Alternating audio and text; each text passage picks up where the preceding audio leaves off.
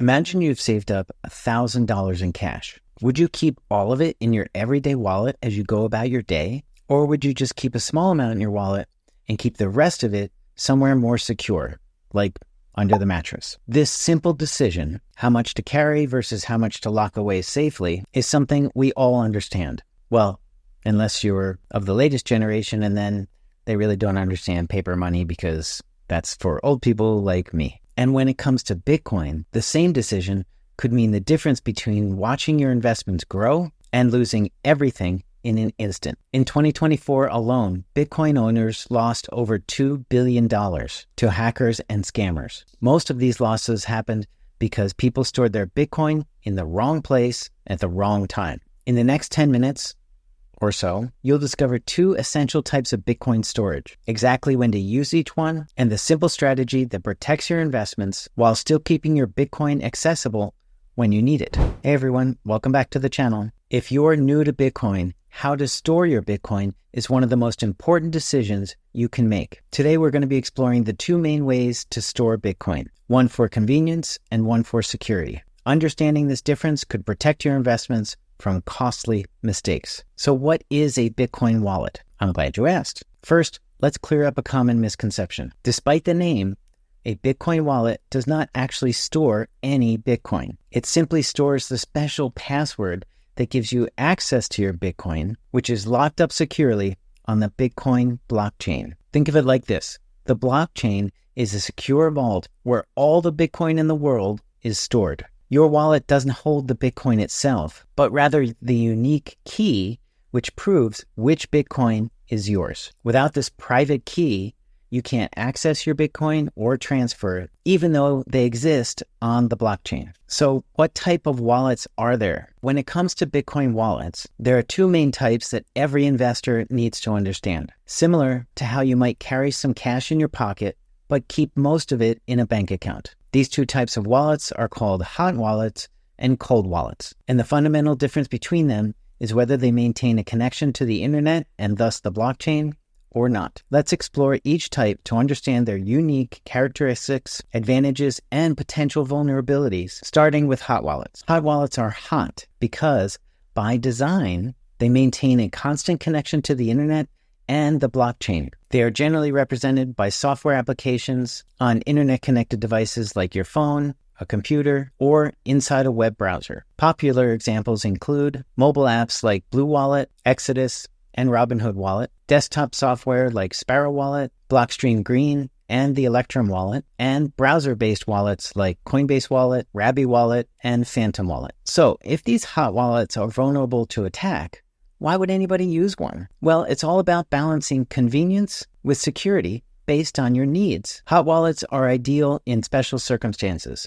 For instance, active traders who need quick access, small everyday purchases and transactions, typically under $1,000 for most people. They're ideal for testing and learning all about Bitcoin and blockchain technology, and they're great for receiving payments and tips. So the primary advantage is convenience, with instant transactions anytime, very easy access to your balance, usually a simple interface for beginners, and they're generally free and easy to set up and use. However, this convenience does come with some security trade-offs. Because hot wallets are connected to the internet, they are vulnerable to hackers, malware, and phishing attempts. They're vulnerable to device theft or loss. They're vulnerable to social engineering attacks. They could have security feature weaknesses which could be exploited. They might have a previously unknown security weakness, which is called a zero-day attack. And you could have your private keys exposed through other compromised apps on your device. This is why experts always recommend only keeping a small amount in a hot wallet, similar to how you wouldn't carry your life savings around in your pocket. A good rule of thumb is only keep what you're comfortable potentially losing in a hot wallet. I'm not comfortable losing really anything, so I keep very little in hot wallets. Now that we understand hot wallets and their trade-offs, let's explore the alternative approach designed specifically for security.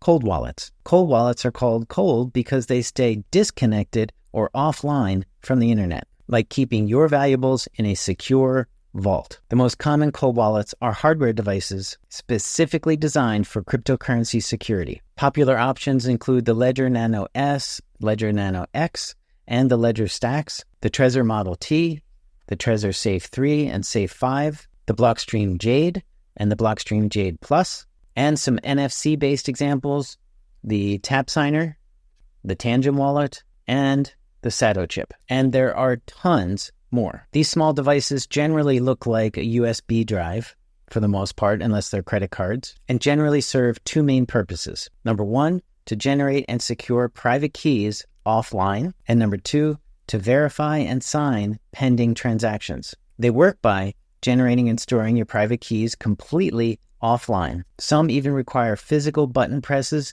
to confirm transactions, and because they're offline, they create a barrier between your Bitcoin and those online threats that we just discussed. They often use specialized security technology built specifically to protect your Bitcoin private keys. They often require passwords and PINs to access your funds, and they provide backup and recovery options using what are called seed phrases, which is a collection of 12 or 24 what appear like random words. And others offer extra security options for those wanting maximum protection. Other cold storage methods include paper wallets and even metal backup plates. And the key benefits to using a cold wallet versus a hot wallet is the significantly enhanced security from online threats, protection from exchange failures. They give you full control of your private keys and offer you peace of mind if you are a long-term investor. And some drawbacks to the cold wallets are they do require a one-time investment, anywhere from $27 for the Sato chip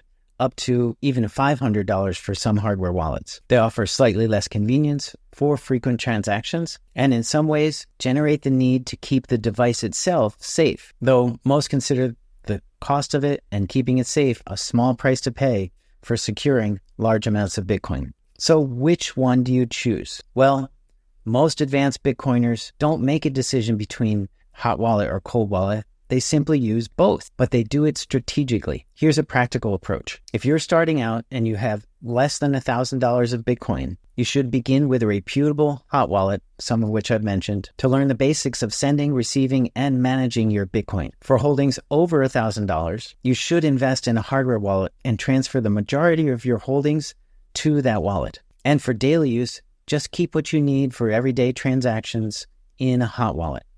Think of it like a refrigerator and a freezer. You keep food that you're going to be eating within the next week or so in the refrigerator, and food that for long-term storage in the freezer. Hot wallet, cold wallet.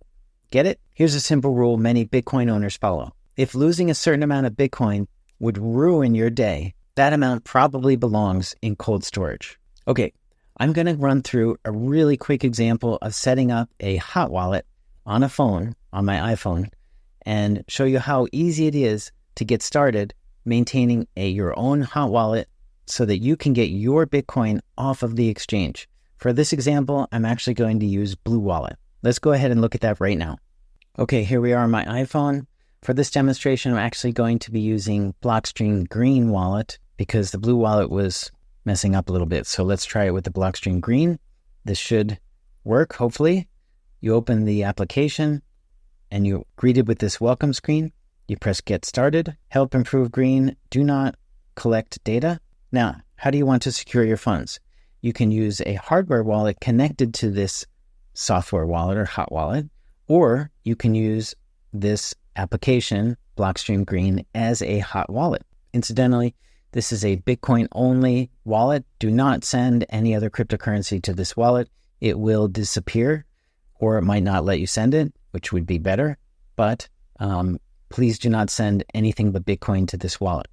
There are other wallets that you can use for multiple cryptocurrencies, such as Exodus Wallet, Trust Wallet, OneKey Wallet, and a variety of others. Okay, I'm going to select on this device because we want to make this a hot wallet, and I'm going to create a new wallet. Make sure you're in a safe environment because it's about to show you your private key or your special password called a seed phrase. And they call it a recovery phrase. If you look at the bottom, it says show recovery phrase. And then you get to select whether you want a 12 or 24 word recovery phrase. A 24 word recovery phrase is super secure. A 12 word recovery phrase is very secure and a lot easier to manage. So I always pick 12 words. Next, we have a list of our words. I'm going to write these down because it's going to ask me to verify some of them. So I'll write them down. I'll be right back. I wrote down the first 6, press next, and we'll get the next 6. I'll write those down. Okay, the words are recorded. I'm going to press next, and it's asking me what the second word is, and that is flee. The first word is coffee, and the last word is recall, and the 7th word is remember. Then we're asked to set a PIN, 654, 654, 654, 654. Continue. And we are done. Welcome to your new wallet. Now I'm going to create a Bitcoin account first, and we get to choose from all these different assets to create the account with. You can use Bitcoin, liquid Bitcoin, etc. Just stick with Bitcoin for now, and I'm going to stick with the standard account, and we're done. And that is how you create a Bitcoin wallet, hot wallet, using Blockchain Green in just under 3 minutes. And that's it. In order to receive, in the lower right corner, you see the receive button. This creates an address that you can receive your cryptocurrency to, or your Bitcoin. And then you share that address with another person, or you share it with an exchange, or whatever you want, whoever you want. This is something that you can share publicly if you want. Do not ever share your 12-word seed phrase or recovery phrase with anyone unless you want them to have all of your Bitcoin in your wallet, okay? That needs to be kept secure. A future video, I will cover seed phrase security in this Bitcoin Basics series, so please stay tuned for that. And that is it. Okay, I'm going to go over hardware wallet setup in a future Bitcoin Basics video, so please stay tuned for that as well. Now, no matter what kind of wallet you choose, there are some security practices that are non-negotiable. Number 1, secure your recovery or seed phrase. Do not show it on a YouTube video, okay? Like I mentioned, the recovery phrase is a series of 12 to 24 words given to you when you first set up either a hot or cold wallet. Think of it as a master key to your Bitcoin. Anyone who has this key can access all of your Bitcoin even without your wallet. They don't need your phone. They don't need your hardware wallet.